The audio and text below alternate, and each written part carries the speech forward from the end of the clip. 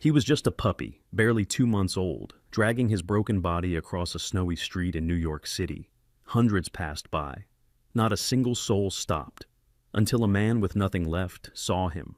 But what truly broke him wasn't the blood. It was the tiny message scrawled onto the puppy's skin, something no father should ever have to read. What did it say? And who left him there in the storm? This isn't just about a dog, it's about a broken man, a forgotten life, and a secret no one was supposed to find. Snow had been falling since the early morning, blanketing Manhattan in a heavy, wet silence.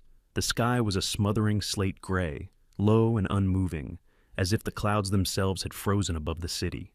Traffic moved slowly through the slush-covered streets near East 14th Street and 3rd Avenue.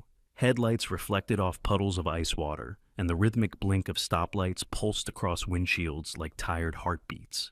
People moved fast, but spoke little, hoods up, scarves high, boots crunching against half-frozen sidewalks. No one made eye contact. No one lingered. All were trying to get somewhere, anywhere, and fast, except for one small body in the street, dragging itself inch by inch across the snow-caked asphalt. The puppy could barely move. He was no older than 2 months, a golden retriever with what should have been pale, honey-colored fur, now matted with dirt, road salt, and blood. One of his hind legs was clearly broken, twisted underneath him at an unnatural angle, and every motion sent tiny spasms through his trembling frame. His nose was scraped raw, and his eyes, dull, clouded, wide with exhaustion, seemed to plead with every shape that passed him by. The snow clung to his fur in jagged clumps. He had no collar, no protection. Just the cold and the rushing tires and the indifferent mass of a city that no longer noticed suffering when it crawled at their feet. Wrapped tightly around the puppy's small chest was a strip of faded red cloth, frayed at the edges and damp with snow. Black ink had bled through the fabric, forming shaky letters that looked handwritten with urgency. But no one looked close enough to read them. If anyone even saw the puppy, they turned away. The morning was too cold, too loud, too late. No one had time for a dying dog in the snow, until Jack Harmon stepped into the intersection. Jack was 52 years old, but wore his years like stone. He was tall, once strong, but his shoulders had slouched under invisible weight. His face was hard-edged and chiseled with time, a mosaic of creases carved by years of labor and loss. Stubble had overtaken his jawline in patches of gray and black. His eyes were sunken and bloodshot, the kind that once saw promise but now only scanned for damage. He wore a heavy patched brown coat over a flannel shirt, torn gloves, and jeans crusted at the cuffs with salt from the streets. His boots were cracked, soles splitting apart, and inside his coat pocket was a prescription bottle of aspirin and a hospital discharge slip with his mother's name on it, now just a record of death. He had just come from St. Vincent's Hospital. He had held his mother's hand that morning as she passed quietly in her sleep, a stroke stealing her away before Jack could say goodbye. He hadn't cried. He didn't have the strength anymore. She had been the last person in the world who still called him my boy. With her gone, the world seemed both emptier and heavier. Jack was halfway across the street when he saw the movement. At first he thought it was a chunk of trash, some broken bag or forgotten bundle tossed into the road.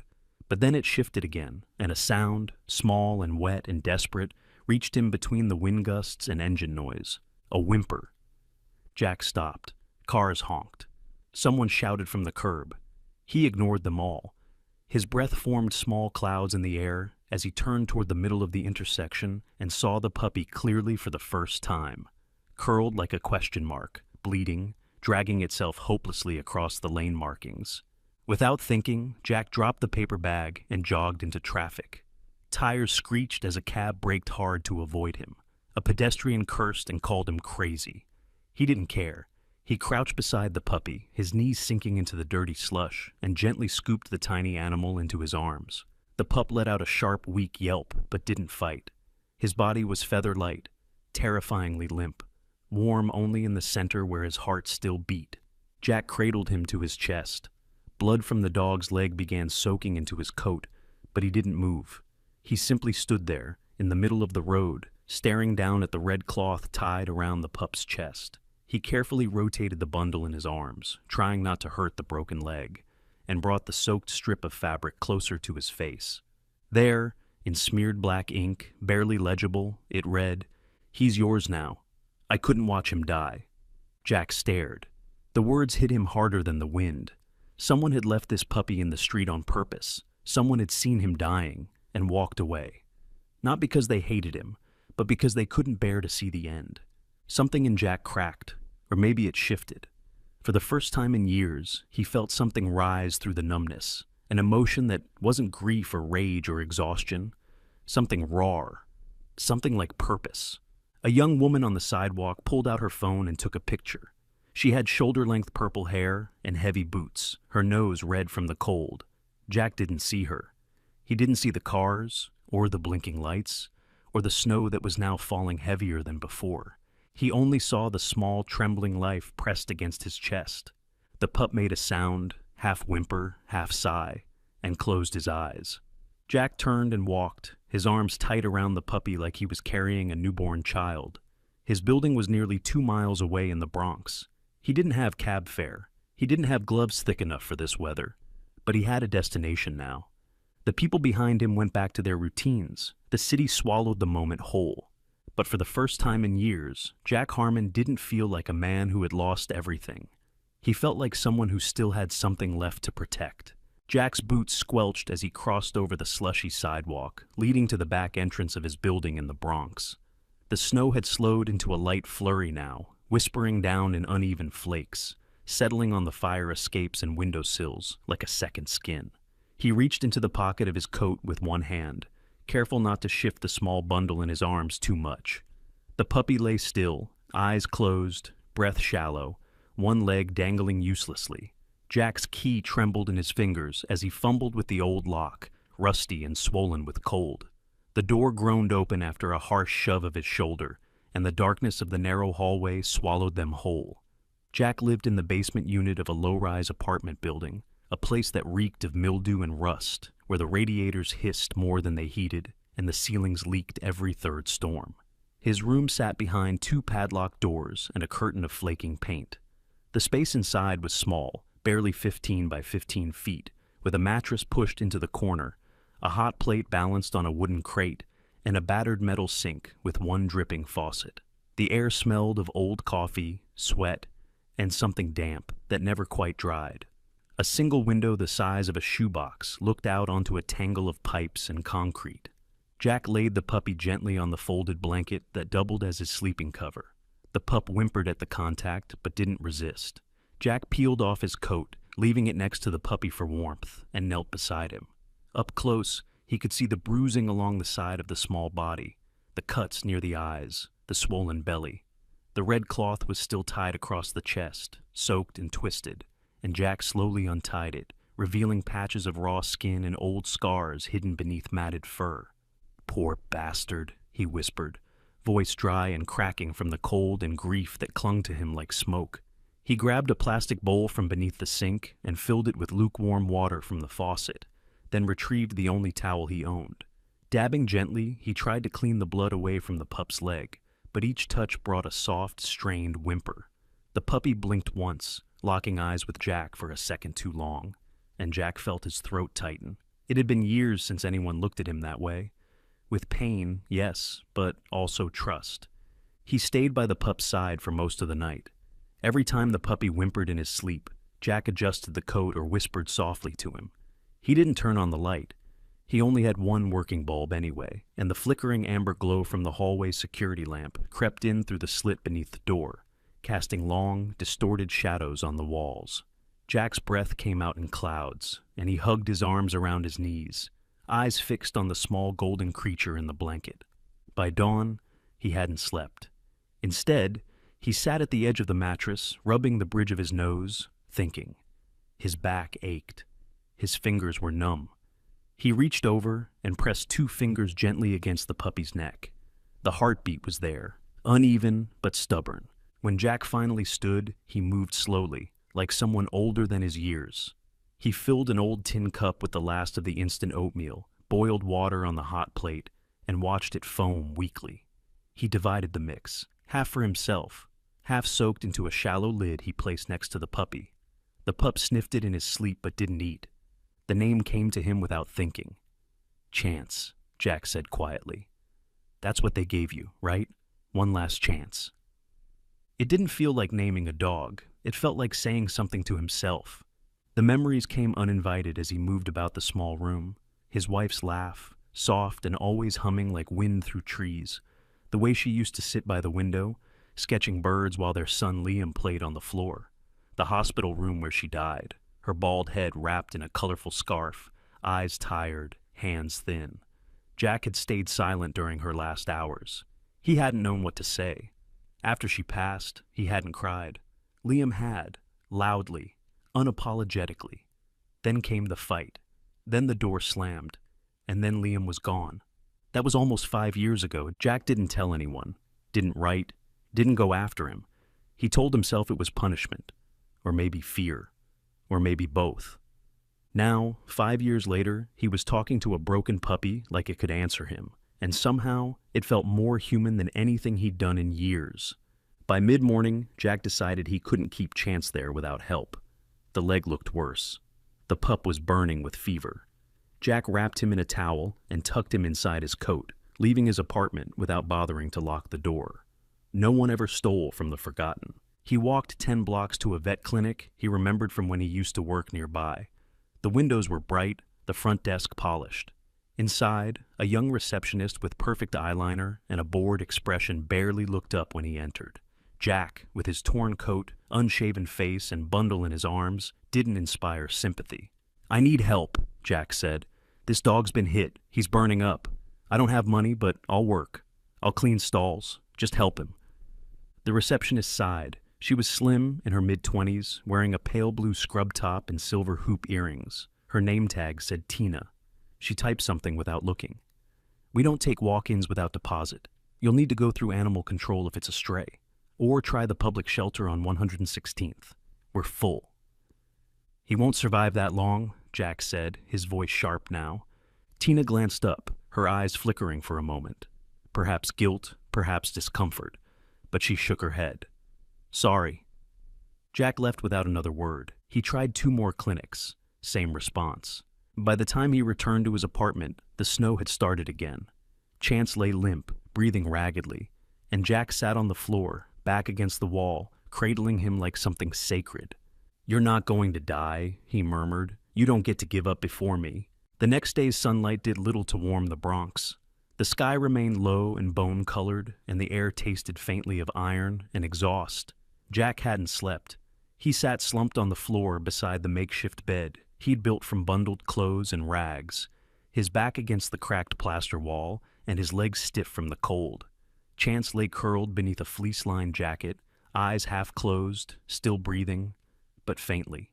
Jack had tried coaxing water down his throat, using a syringe fashioned from a plastic dropper, but most of it had dribbled out the side of the puppy's mouth. The fever had not broken. He had nothing left to try. Not after being turned away from every clinic within walking distance.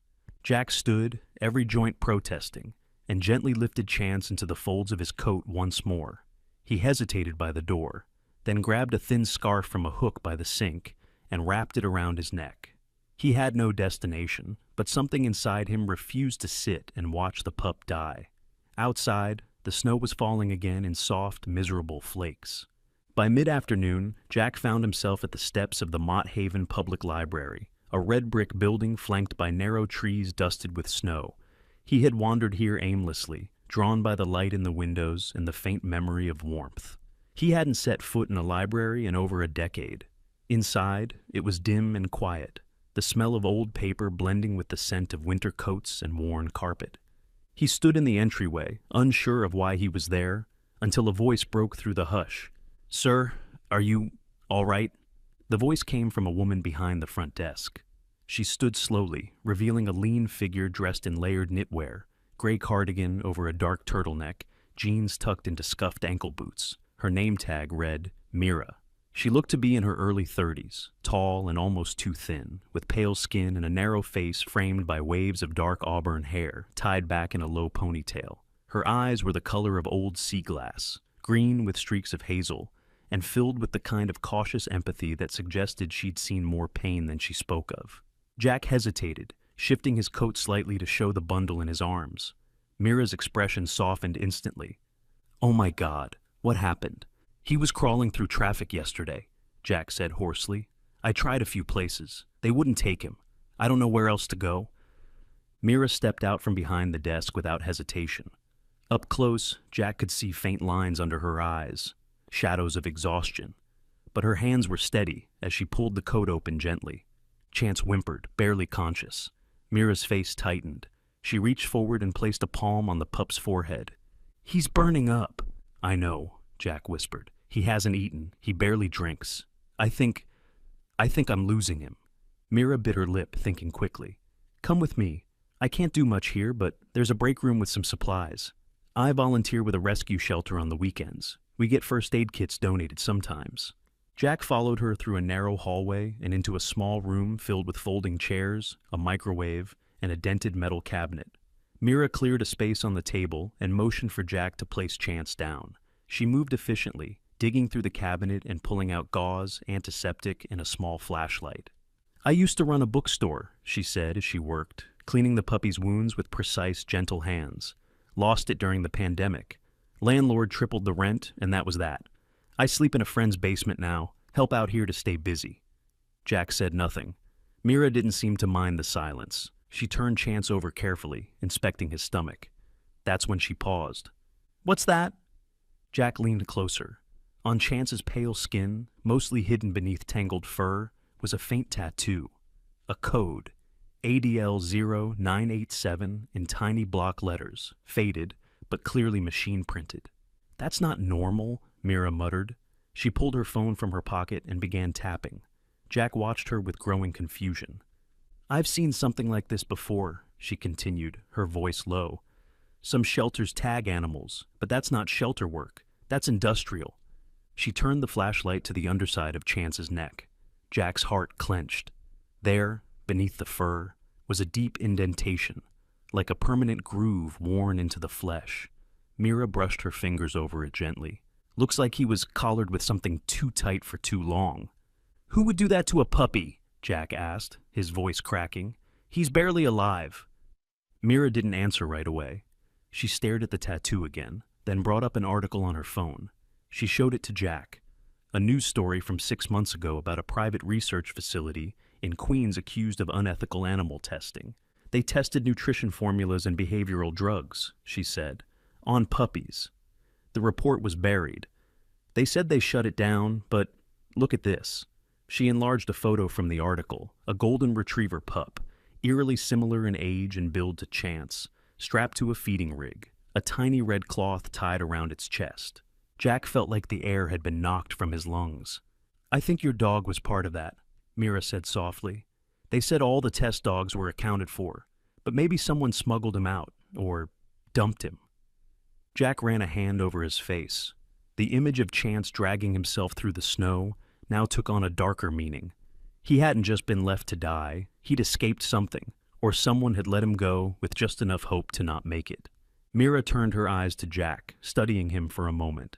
"What's your name?" "Jack." "Jack, I'm not a vet, but I know someone who is. She's old school, works out of her house, doesn't ask a lot of questions. If you can get him there, she might be able to help."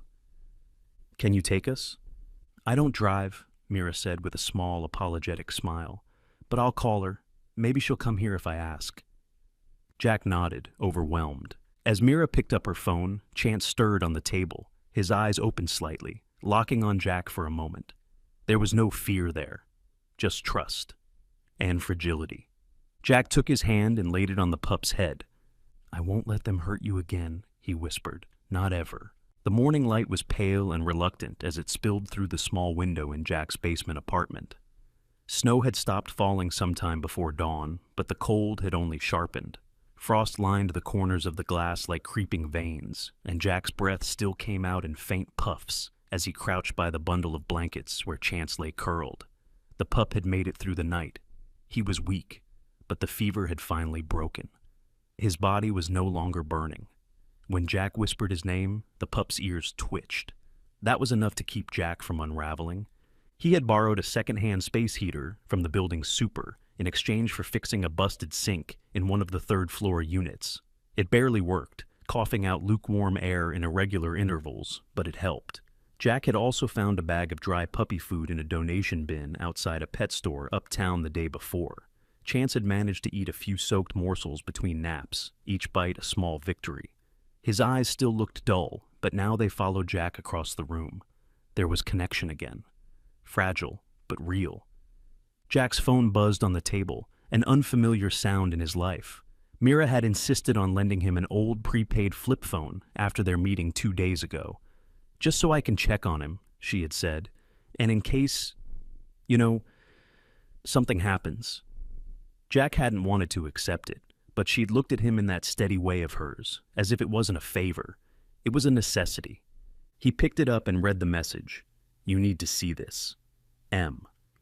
Jack bundled Chance into a soft towel, zipped him into the inner layer of his coat again, and headed toward the library, bracing against the wind that whipped down the avenue. When he arrived, Mira was already waiting near the front steps, rocking slightly from foot to foot in a long wool coat that looked 2 sizes too big.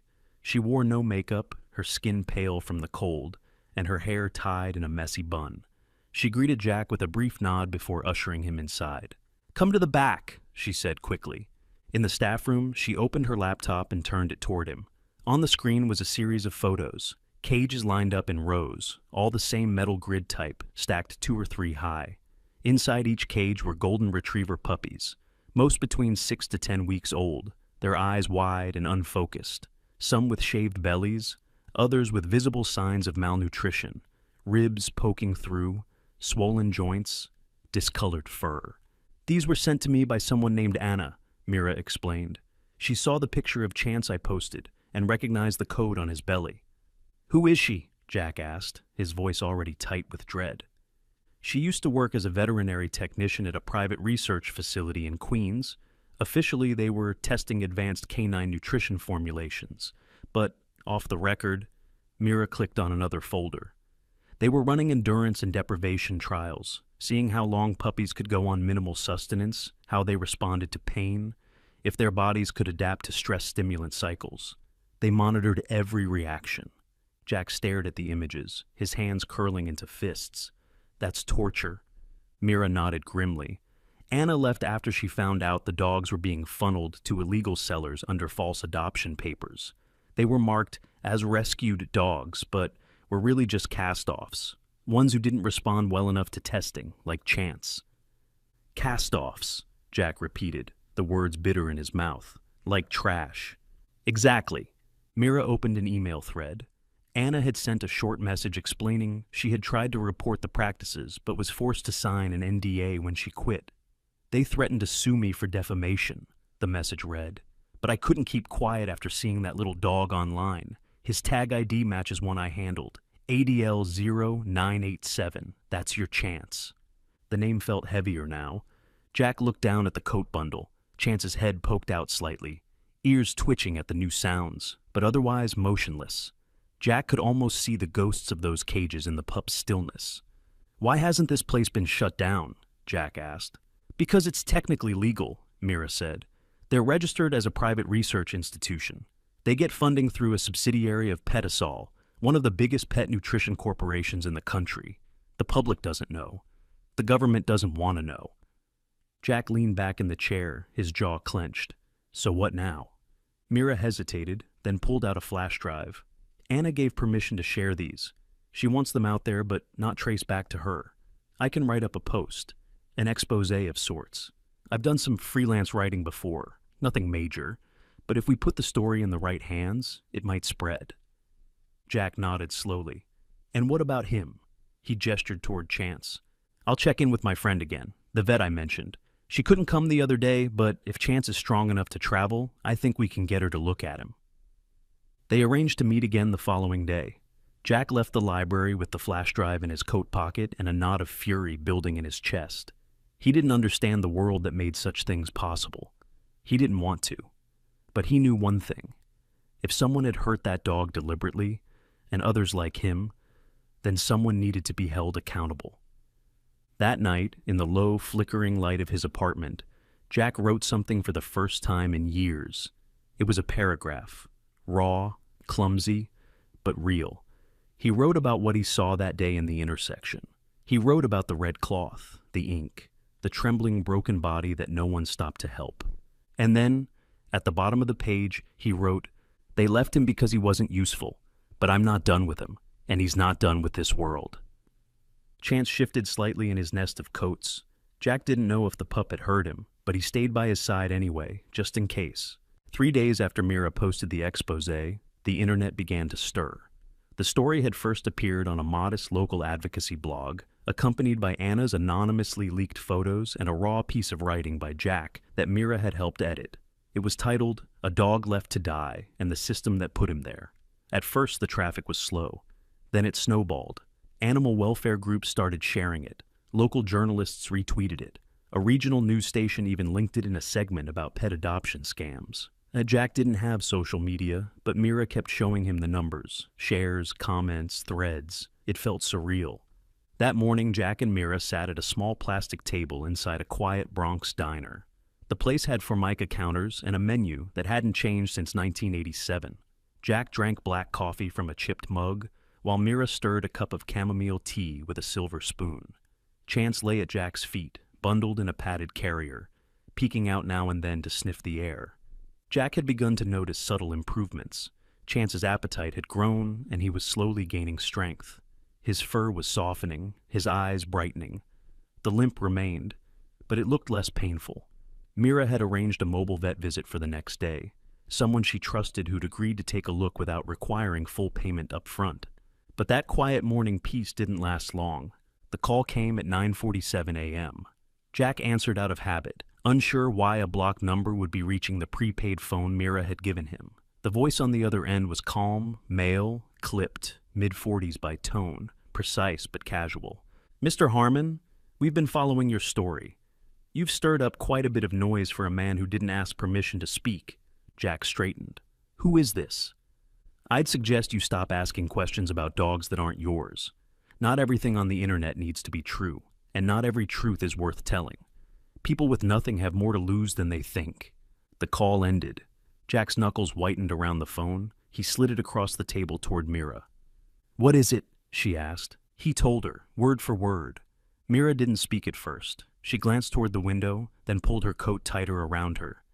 "They're watching," she said quietly. "I expected this eventually." Jack leaned forward. "Who are they, Mira? Really?" Mira sighed. "The facility Anna worked for, ADL Labs, is a subsidiary of Petisol. They own over 60% of the premium pet food brands in the country. Their board members include 2 former FDA officials and a senator's brother. They're deep in both agriculture and pharmaceutical R&D. If someone wants a scandal buried, they can do it faster than we can finish breakfast." "And they think threatening me will shut this down?" Jack said bitterly. "They're not trying to scare you," Mira replied. "They're trying to buy time." Just then, a man walked into the diner. He was tall, early 60s, with close-cropped silver hair and a face like a Roman bust, chiseled, distant, unreadable. He wore a long black wool coat and carried a leather briefcase. The staff greeted him by name. His name was Walter Desmond, Mira later told Jack. He was a consultant for Petisol's Community Outreach Division. Walter walked slowly toward their table, pausing just outside Jack's reach. "Mr. Harmon," he said smoothly. "Miss Mira Klein, may I sit?" Jack glanced at Mira. She nodded once. Walter lowered himself into the booth across from them, with the poise of someone who had done this many times before. His voice was low, his diction sharp. "I represent an interest group affiliated with Petisol. We're aware of your situation and would like to offer assistance. A compromise." Jack raised an eyebrow.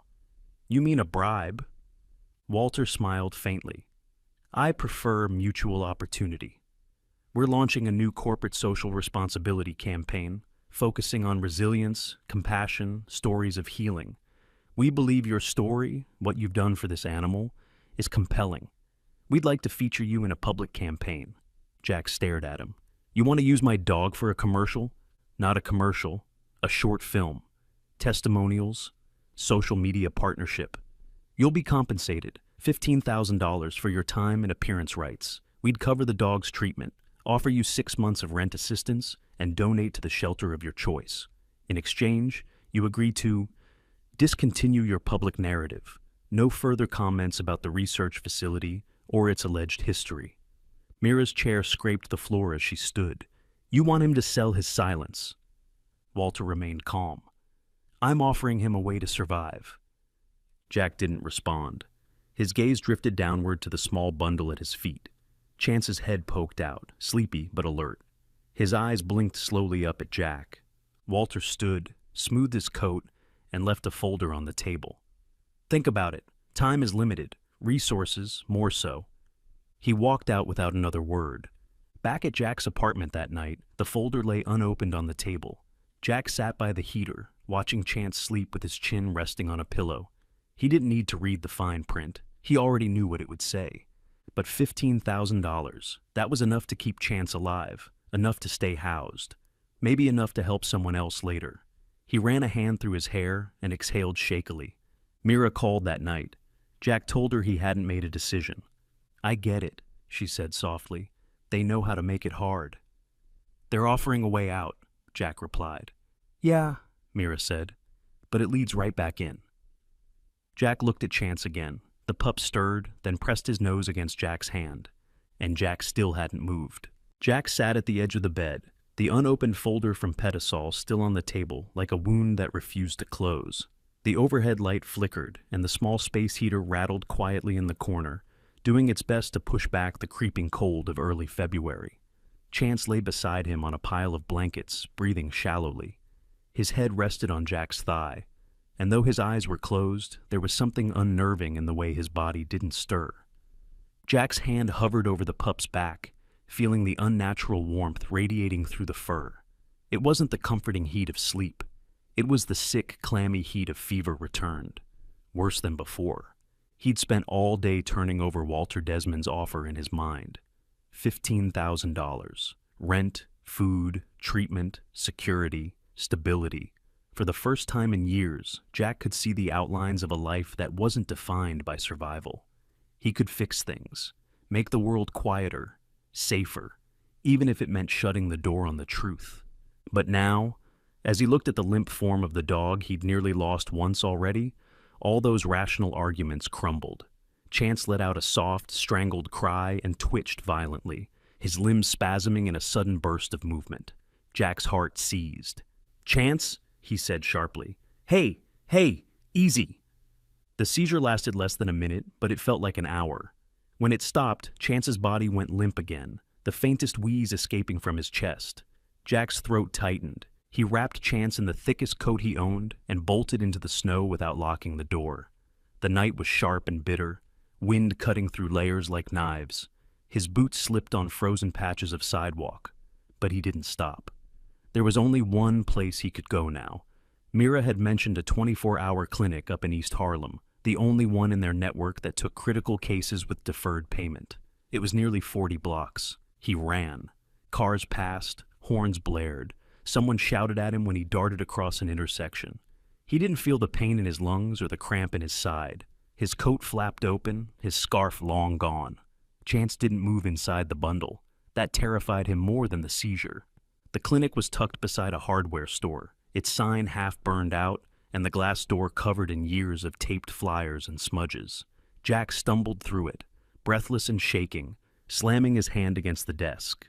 A nurse looked up from behind a computer, mid-40s, dark-skinned, her eyes tired but sharp. She took one look at Jack and the bundle in his arms and stood without a word. Possible sepsis, Jack gasped.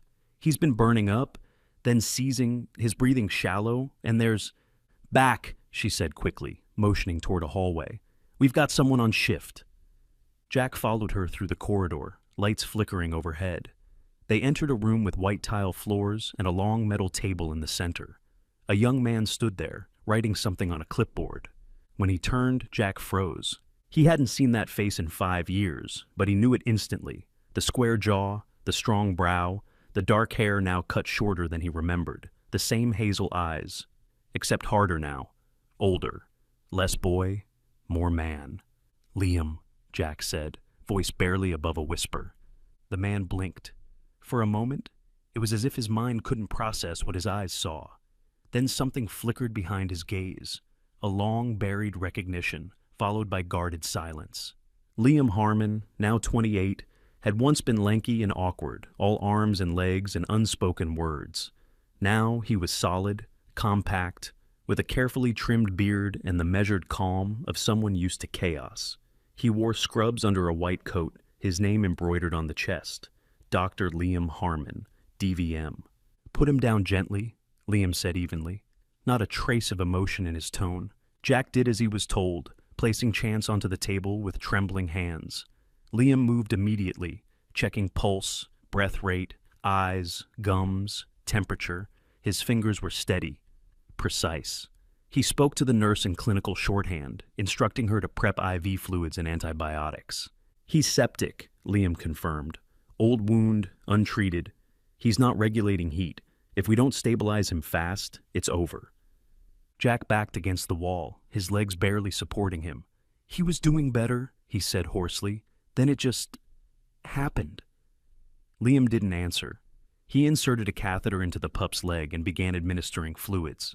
The nurse injected something else into a port, her expression focused but gentle. "Was this your dog?" Liam finally asked. Jack swallowed. "I found him in the snow. He was dying." Liam nodded once without looking up. Minutes passed in silence as the machines began to beep and hiss. Finally, Chance's breathing slowed into a more rhythmic pattern, and the temperature on the monitor began to dip slightly downward. The nurse exhaled with relief. "He's stable, for now," Liam said, "but we'll need to keep him for observation." Jack nodded numbly. "I didn't expect," Jack started, but the words felt like gravel in his throat. "I didn't know you worked here." "I didn't expect to see you again," Liam replied quietly. Jack looked at him now, not just as a vet, not just as a stranger who shared his last name, but as his son.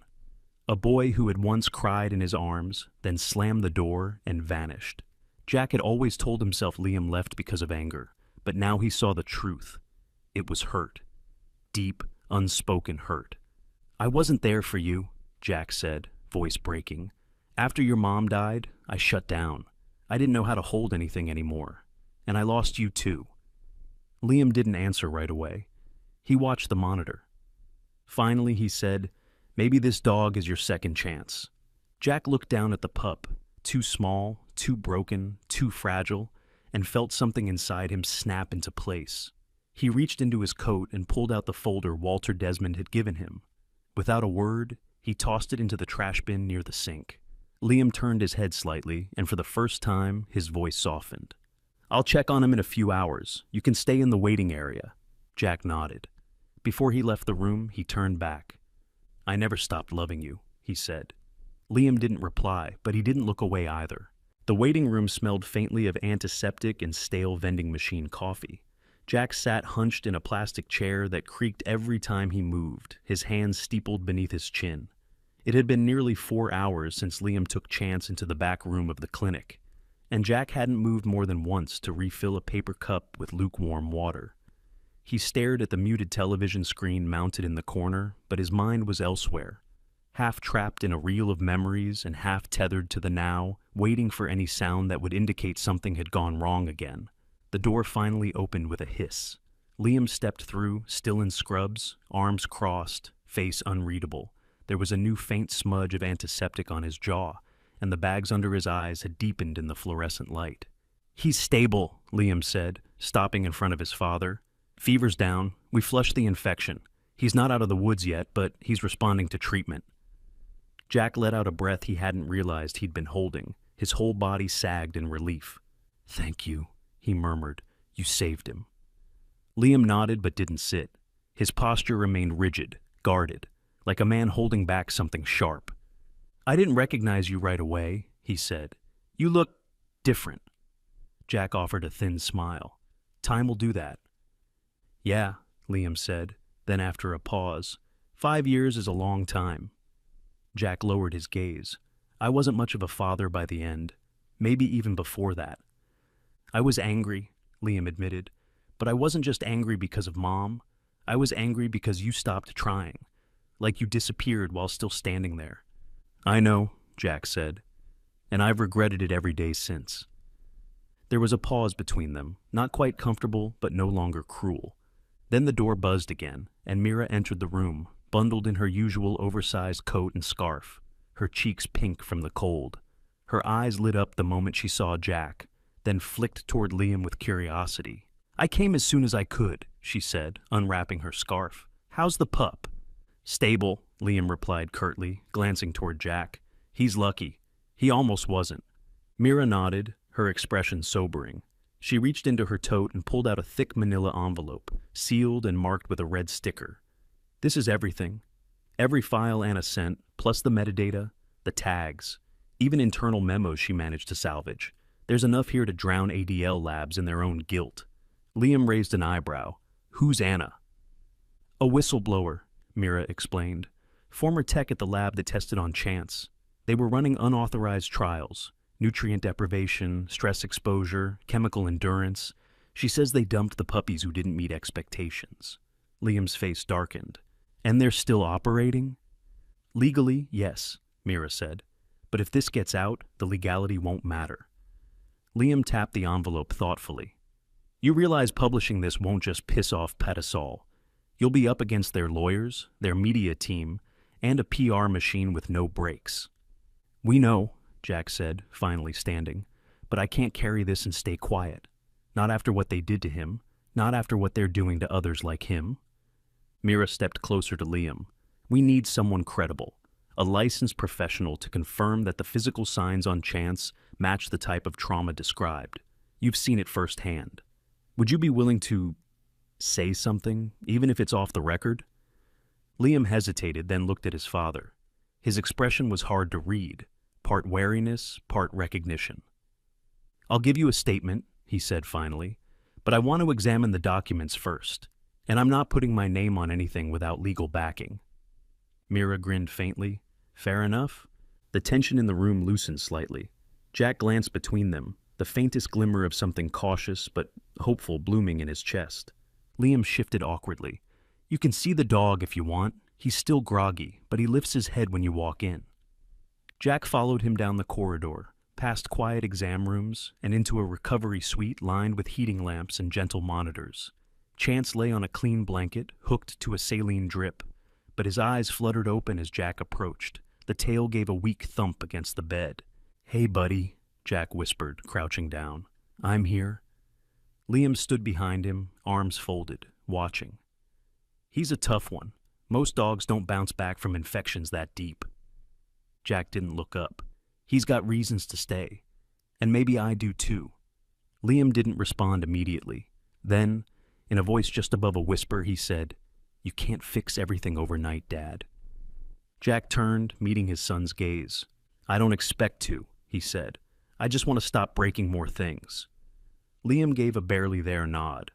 "I'll call a friend, an attorney I know who works with animal rights cases. She's loud. Petisol won't scare her." Back in the waiting room, Mira had already set up her laptop, organizing files into a shared drive. She looked up as they entered, brows raised in question. "We're in," Jack said simply. For the first time in years, he wasn't alone.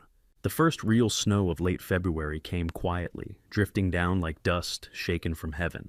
In the week since the expose went public, everything had changed. What began as a blog post with a few blurry images and a name, Chance, had exploded into a national story. The photos, the codes, the whistleblower memos, and Liam's clinical statement had taken over every platform from late-night news to public radio. Headlines rolled across screens like falling dominoes. Petisol under fire for puppy testing allegations. Former vet technician breaks NDA to save lives. The puppy that changed a city. Jack had watched it unfold with a strange sense of detachment, as if observing a version of himself from far away. Every morning, he woke up in his small Bronx apartment and turned on the old radio Mira had gifted him. And every morning, he heard someone else say his name like it belonged to a legend. But in reality, he still brewed weak coffee, still walked across cold linoleum floors, and still knelt every morning to check the sleepy warmth of the golden bundle curled on his cot. Chance was healing. The wound had closed. The fever hadn't returned. His fur, though still patchy, had begun to reclaim its soft golden sheen, and he walked with only a faint limp now. He slept pressed against Jack's side like a heartbeat, and each day his eyes held more curiosity, more mischief, more life. Mira had been offered a position at the National Animal Protection Federation, a mid-sized but fiercely outspoken advocacy group based in Queens. She didn't hesitate. When she told Jack, she was wearing a new wool coat someone from the organization had bought her. Navy blue with brass buttons, a little big in the shoulders. Her eyes had that restless brightness Jack had learned to read as happiness disguised behind purpose. "I'm not leaving you two behind," she said. "I'll just be louder now, officially." Jack smiled, warm and quiet. "You were loud enough already." And Liam, Jack still had to pause before using the word his son again, had requested a transfer from the East Harlem Emergency Clinic to a local community veterinary center in the Bronx. The new clinic had fewer machines, fewer staff, but it offered what he said he'd been missing: space to heal. When Jack helped him carry boxes into the small exam room of the new place, he noticed Liam had taped a photo of Chance above the desk. Chance lying across Jack's legs, both of them asleep. A beam of light cutting across the floor like a memory. "You sure about this?" Jack had asked. Liam nodded. For once. That evening, the three of them, Jack, Mira, and Liam, sat together in the small apartment, sipping coffee while Chance chewed lazily on a donated plush toy that squeaked once every 30 seconds. The sound was irritating, constant, and oddly comforting. "I've been thinking," Jack said, "about setting up a dog foster program, something small. Just a few rescues at a time, nothing fancy." Mira raised an eyebrow.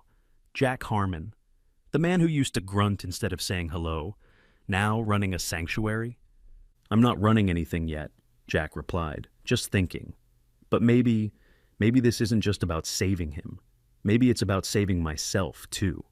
Liam reached down to scratch behind Chance's ears. "You're not the only one who needs that." By early March, Petisol was under federal investigation.